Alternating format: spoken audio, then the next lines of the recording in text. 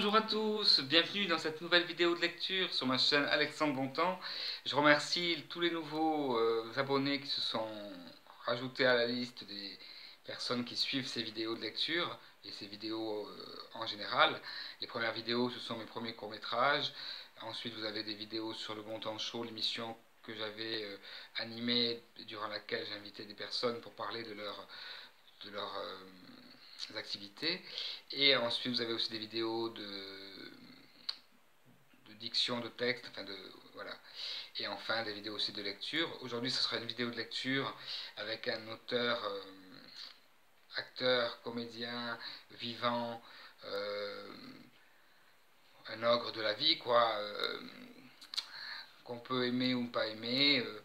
Je pense que la provocation, des fois, fait partie de son existence. Cet homme, c'est Gérard Depardieu. Et ce livre, cet extrait, c'est un extrait de son livre Innocent aux éditions du Cherche-Midi. Et un extrait que je vais vous lire, c'est sur la politique en général. Un extrait de ce livre, donc je vous montre. Innocent. Les hommes de pouvoir ont peur de rien. Ou plutôt si. La seule chose qui leur fait peur, c'est l'honnêteté. C'est ce qui leur donne ce côté monstrueux. Parce qu'ils sont obligés d'être monstrueux. Si on ne l'est pas, le pouvoir, c'est quelque chose d'impossible à supporter. Il n'y a jamais beaucoup d'harmonie chez ceux qui aiment le pouvoir. Il suffit de relire Shakespeare ou Peter Hanke. La folie du pouvoir, elle existe depuis toujours.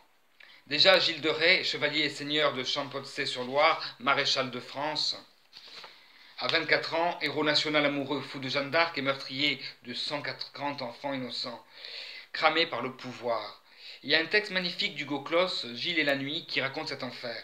Même le mec le plus normal et le plus honnête du monde, le pouvoir le conduit directement à la folie. Je n'ai jamais rencontré un homme de pouvoir honnête, jamais. D'ailleurs, petite parenthèse, ça rejoint un petit peu ce que disait Daniel Balavoine sur le pouvoir, justement, en disant que tous les pouvoirs, c'était de la merde.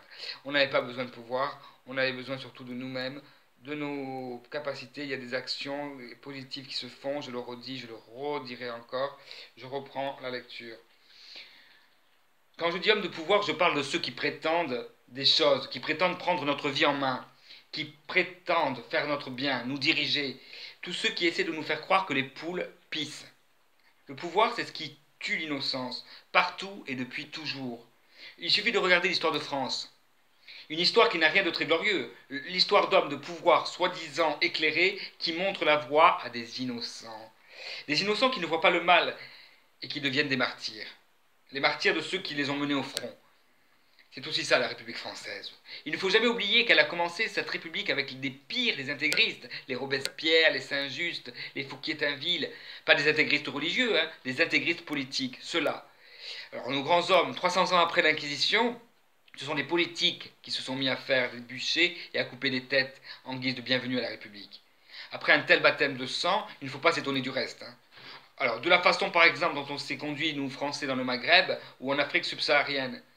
Qui se souvient de la maison Voulet-Chanoine, ces deux officiers français qui, lors de la conquête du Tchad, ont commis des massacres tellement ignobles qu'on a dû envoyer l'armée pour les arrêter. Et l'Indochine, et l'Algérie. À peine sortis de la Seconde Guerre mondiale, on s'est retrouvés à faire des choses aussi abominables que ce que les nazis ont fait supporter. J'ai toujours été fasciné par la création. Jamais par la destruction. C'est ce que j'aime dans l'histoire, la création. L'histoire me fascine. C'est le contraire de l'ignorance, c'est le contraire de la bêtise. Je ne l'ai pas apprise à l'école, hein, mais je l'ai respirée plus tard. J'ai senti le XVIe siècle avec le retour de Martin Guerre, le XVIIe siècle avec le Cyrano, la Révolution avec Danton, l'occupation avec le dernier métro de François Truffaut. Je me suis même retrouvé un jour au Collège de France pour parler de la façon dont j'avais incarné un Français du XVIe siècle dans le retour de Martin Guerre. J'avais juste observé les tableaux de Jérôme Bosch et j'avais remarqué qu'à cette époque, les paysans n'étaient pas tout à fait debout. Leurs expressions étaient faites de grimaces. J'imaginais des cris pour effrayer les autres plus qu'un langage structuré, c'était à mi-chemin entre les bêtes et les hommes. J'ai toujours été attentif à ces réalités, intéressé aussi par l'origine des choses.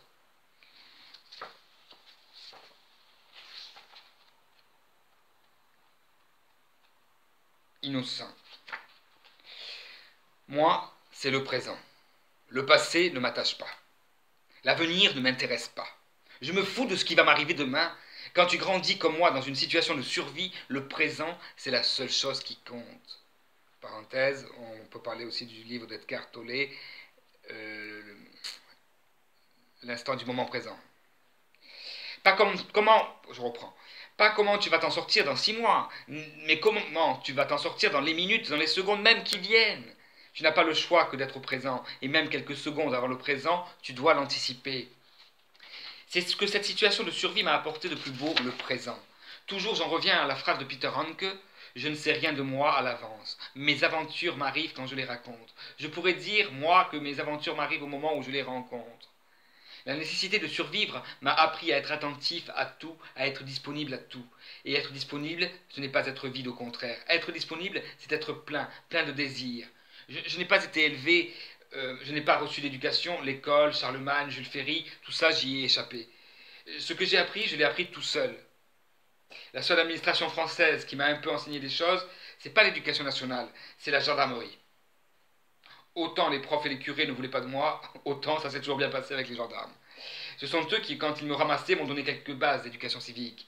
Et je leur en ai toujours été reconnaissant. Mais c'est ça la vie, et rien d'autre que la vie qui m'a appris la vie. C'est la vie qui a fait en sorte que je me dirige par pur instinct vers les choses que je sentais bien, avec lesquelles je me sentais bien. Quand tu es gamin, que tu te retrouves seul au milieu de la nuit, sur une route déserte, tout est ouvert. Si tu te fermes à quoi que ce soit, s'il y a une chose que tu ne veux pas même envisager, tu ne peux être sûr qu'un kilomètre plus loin, ce à quoi tu te fermais va te tomber sur la gueule. Voilà, on parle de la loi d'attraction aussi dans ce livre. Excellent livre de Gérard Depardieu aux éditions du Cherche Midi. Je vous le conseille vivement. Et voilà, un homme qu'on peut aimer, encore une fois, détester, peu importe, mais il vit. Et je ne pense pas qu'il fasse de mal à qui que ce soit. Contrairement à d'autres, mais bon, on ne juge pas, on n'est pas là pour ça. Je vous souhaite en tout cas une merveilleuse journée, un merveilleux dimanche, une merveilleuse semaine à venir. Je vous ferai une autre vidéo avant la rentrée de septembre, avant aussi de repartir en préparation pour mon seul en scène. Je vous invite à vous abonner à ma chaîne YouTube en cliquant là. Et je vous souhaite donc encore une fois mille bonnes choses. Vivez, vivez, vivez. Et abonnez-vous. Et voilà, à bientôt. Au revoir.